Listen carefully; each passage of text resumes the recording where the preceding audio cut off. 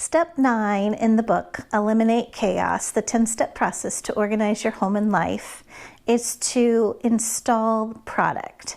And what I mean by that is in step 8, you just went out and you did the shopping.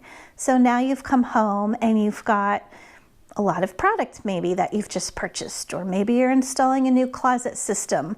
Whatever that product is, whether it's a new system, whether it's new shelving for your garage, or whether it's maybe just some baskets for your pantry and drawer organizers for your kitchen, all of that product needs to be put in place.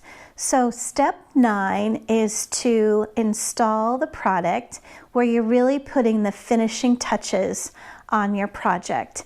And another thing I want to mention is not everyone wants to go out and buy product, and that's okay too. You can always reuse things that you have at your home. Everyone likes a different look at the end of the day for how their projects turned out.